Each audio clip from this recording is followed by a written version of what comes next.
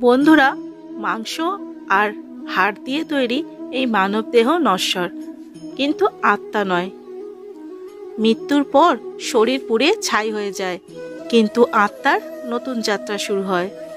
একটি দেহ ত্যাগ ও একটি নতুন দেহ গ্রহণের মধ্যে এই আত্মা কোথায় থাকে, এটি কোন জগৎ পরিদর্শন করে এবং একটি নতুন শরীর পেতে কতক্ষণ সময় লাগে। আজকের এই ভিডিওতে আমি এই সমস্ত কিছুর প্রশ্নের উত্তর আপনাদেরকে দেব। তাই আপনাদেরকে অনুরোধ করছি বন্ধুরা, ভিডিওটা সম্পূর্ণ দেখবেন, স্কিপ করবেন না, নয়তো বা আপনি কিছু প্রশ্নের উত্তর মিস করে যেতে পারেন। আর ভিডিওটা দেখে যদি আপনাদের ভালো লাগে তাহলে অবশ্যই একটা লাইক করবেন, আর কমেন্টে প্রভু শ্রীকৃষ্ণের আশীর্বাদ পেতে অবশ্যই লিখবেন জয় শ্রীকৃষ্ণের জয়। বন্ধুরা, মানুষের জন্মের আগে ও মৃত্যুর পরে তার আত্মা কোথায় যায়, আত্মাকে কি কি যন্ত্রণা সহ্য করতে হয়, এই সমস্ত কিছুর ব্যাখ্যাই গরুড় পুরাণে রয়েছে। তাই গরুড় পুরাণ অনুসারে যখন একজন মানুষ মারা যেতে শুরু করে, তখন দুটি যমদূত তাকে নিতে আসে। দেহ ত্যাগ করার আগে এই যমদূতদেরকে দেখে মানুষ ভয় পেয়ে যায়, কিন্তু আত্মা যখন দেহ ত্যাগ করে তখন আত্মাকে যমের দূতেরা নিয়ে গিয়ে যমরাজের সামনে হাজির করে। পুরাণ অনুসারে আত্মা যখন দেহ ত্যাগ করে যাত্রা শুরু করে, তখন এই সময় 3 ধরনের পথ খুঁজে পায়। আত্মা কোন পথে যাবে তা নির্ভর করে তার কর্মের ওপর। আর এই 3টি মার্গ হল অর্চি মার্গ, ধূম মার্গ ও উৎপত্তি বিনাশ মার্গ। প্রথম মার্গ হল অর্চি মার্গ। এই পথ ব্রহ্মলোক ও দেবলোকে যাত্রার জন্য, অন্যদিকে ধূম মার্গ পিতৃলোকে যাত্রার জন্য, এবং উৎপত্তি বিনাশের পথ হল নরকে যাত্রার জন্য। এই পথগুলি দিয়ে আত্মা যমপুরীতে পৌঁছায়। শ্রোতা বন্ধুগণ, যজুর্বেদে লেখা আছে যে তত্ত্বপ্রাণী ব্রহ্মলোকে যান মানে তারা মলিন হন।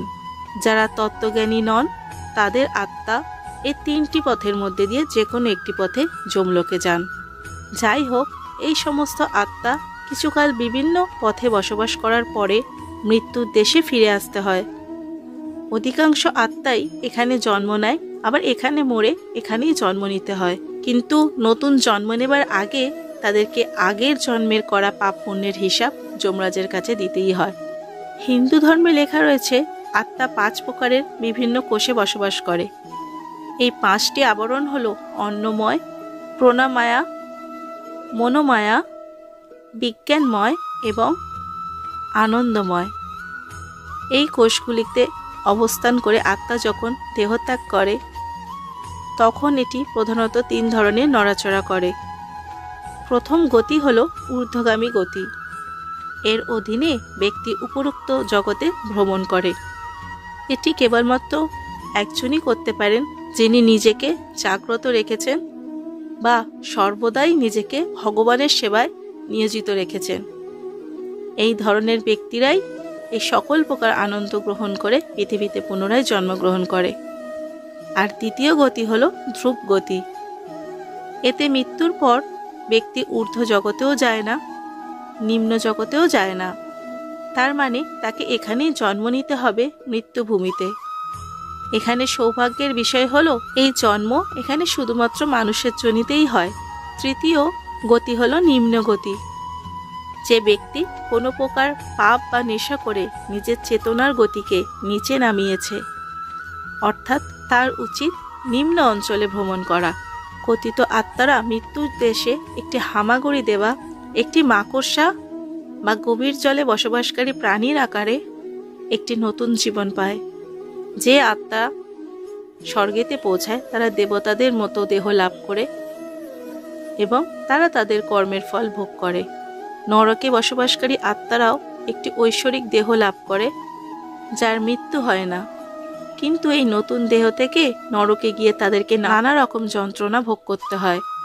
যে সমস্ত আত্মা স্বর্গলোকে গেছে তাদের কর্মফল ভোগ করে পৃথিবীতে ফিরে তাকে আবার জন্ম মৃত্যুর চক্রে জড়িয়ে পড়তে হয়। স্বর্গ থেকে ফিরে এসে পৃথিবীতে আবার জন্মকারী আত্মারা মানব জন্ম লাভ করে। আর অন্যদিকে নরক থেকে ফিরে আসা আত্মারা পশু পাখি গাছপালা বা অন্যান্য জন্মে বিচরণ করতে হয়। যখন কোনো মানুষ মারা যায় তার আত্মাকে কয়েক ঘন্টার জন্য যমলোকে নিয়ে যাওয়া হয়, আর 2-4 ঘন্টা অতিক্রান্ত হবার পর তাকে তার বাড়িতে ফিরিয়ে দেওয়া হয়। আত্মা তার পুরানো শরীর এবং তার পরিবারকে ছেড়ে যেতে চায় না, আর তাই সে তার পুরনো শরীরকে বারবার ফিরে পাওয়ার চেষ্টা করে, কিন্তু যমবংশে আবদ্ধ থাকার কারণে সে নিজের শরীরে ফিরে আসতে পারে না।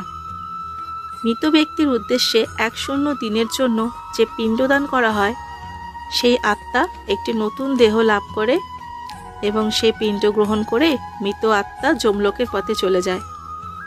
গরুড় পুরাণে যমলোকে যাওয়ার পথে বৈতরণী নদীর উল্লেখ আছে।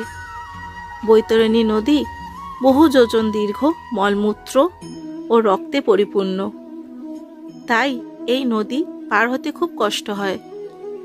শ্রোতা বন্ধুরা, আপনারা হয়তো নিশ্চয়ই ভাবছেন যে এটা অতিক্রম করতে গেলে প্রত্যেক প্রাণকেই হয়তো একইভাবে যন্ত্রণা সহ্য করতে হবে, কিন্তু আপনাদেরকে জানিয়ে রাখি সেটা একেবারেই ভুল।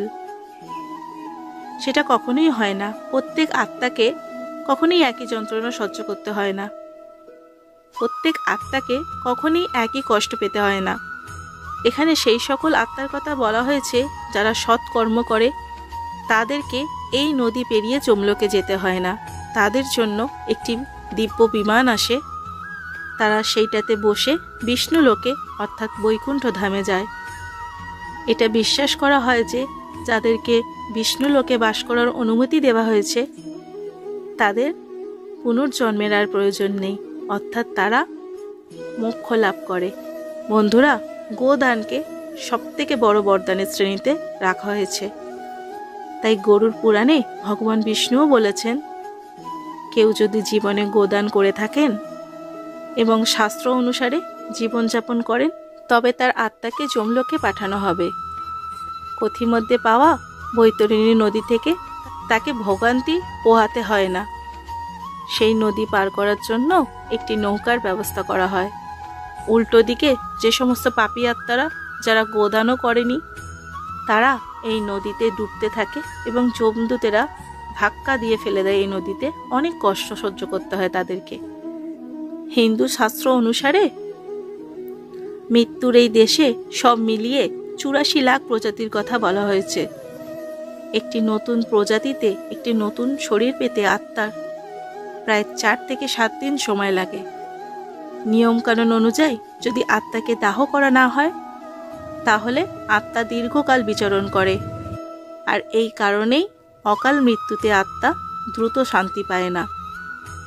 কারণ অকাল মৃত্যুতে অনেক সময় শেষকৃত্য ও পরবর্তী আচার অনুষ্ঠানগুলো সুসফলভাবে সুসম্পূর্ণ হয় না। এমতো অবস্থায় মৃতের আত্মা ঘুরে বেড়াতে থাকে, বা আপনারা যাকে বলেন ভূতের কবলে পড়া। কর্ম অনুসারে বহু জন্মের জন্মগ্রহণের পর ফলদায়ক কর্ম করে মোক্ষ লাভের জন্য মানব দেহ লাভ করে। যারা জীবনে ভালো কাজ করেছেন তাদের আত্মা মৃত্যুকালে খুব সহজেই দেহ ত্যাগ করে, তিনি জন্ম মৃত্যু চক্র অতিক্রম করেন। অন্যদিকে যারা জীবনে কখনো কোনো সৎ কাজ করেনি, তাদের আত্মাকে পুনর্জন্ম নিয়ে শারীরিক কষ্ট ভোগ করতে হয়। শ্রোতা বন্ধুরা, আশা করছি আপনারা বুঝতে পেরেছেন যে আত্মার মৃত্যুর পরে ও জন্মের আগে কোথায় যায়। তাই সর্বদা চেষ্টা করুন ভগবানের নাম জপ করার, সৎকর্ম করার, অসহায় মানুষের পাশে দাঁড়ানোর, সৎ বাক্য বলার, ভগবত প্রাপ্তি করার। কারণ আমরা ভগবান শ্রীকৃষ্ণের এই নাম জপ করার মধ্যে দিয়েই মোক্ষ লাভ করতে পারি। আর মোক্ষ লাভ করতে পারলে আমাদের এই জড় জগতে আর কষ্ট ভোগ করতে হবে না। কষ্ট ভোগ করতে হবে না, এই জন্ম মৃত্যুর বারবার চক্রে আমাদের পড়তে হবে না। দেখবেন খুব সহজেই আপনারা বৈকুণ্ঠ লোকে যাত্রা করতে পারবেন। সেখানে স্বয়ং ভগবান শ্রীকৃষ্ণ আপনাদের স্বাগত জানাবেন। তাহলে আজকের ভিডিও আমি এখানেই শেষ করছি বন্ধুরা। আপনাদের সকলের মঙ্গল কামনা করে ভগবান শ্রীকৃষ্ণের কাছে সকলে ভালো থাকবেন, সুস্থ থাকবেন। দেখা হবে পরবর্তী ভিডিওতে আবারও কোনো নতুন ভিডিওর সাথে। জয় শ্রীকৃষ্ণ।